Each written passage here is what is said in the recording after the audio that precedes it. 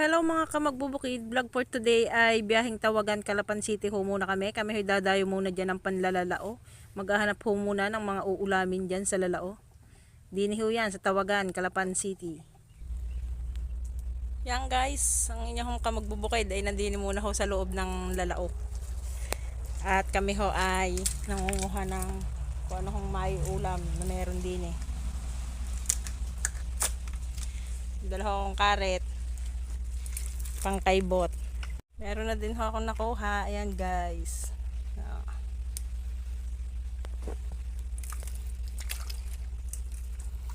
Nanguha ho uli.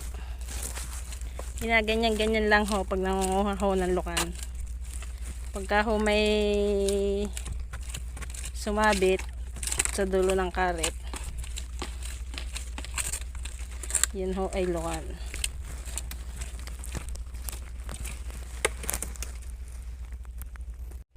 Kaya ho kayo walang iba nakikitang kasama ko ay ako baga naman ho ay iniwanan ang aking mga kasama pumunta doon sa dulong dulo bago saka ho mga hihiyaw ng hihiyaw.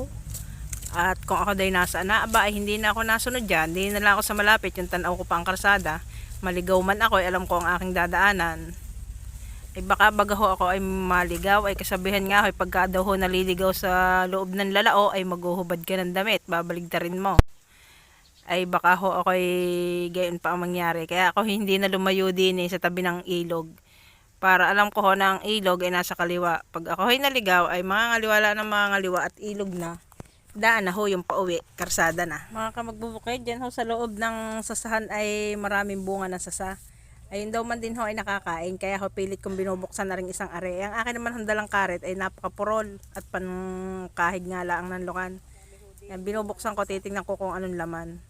At diga hoy sabi sa ibang vlog ay nakakain daw ho yung bunga ng sasa. Ay hindi ko naman ho mabiak, ay itinapon ko na lang ho yan. Hindi ko mabiak eh. Titingnan ko sana kung anong laman at kung anong itsura. Alam nyo ho mga kamagbubukay dyan ho, sa loob ng sasahan na yan ay ang napakarami dyang inam ay ang lamok.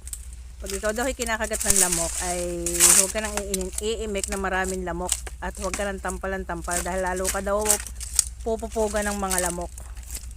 Kaya ako ho'y tahimik lang dyan dahil wala din naman ho akong kasama at malayo sila. At nung kami ho'y nagpangipangiti ang sabi sa akin, ba't daw ako hindi sumunod doon? Ay doon day napakadami. Dinadampot lang sa dulo, ang luka nakikita nila.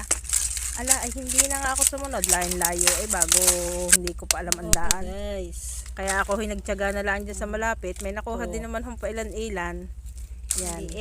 Kapag ho sumabit sa dulo ng karet ay lukan yan. Ayan.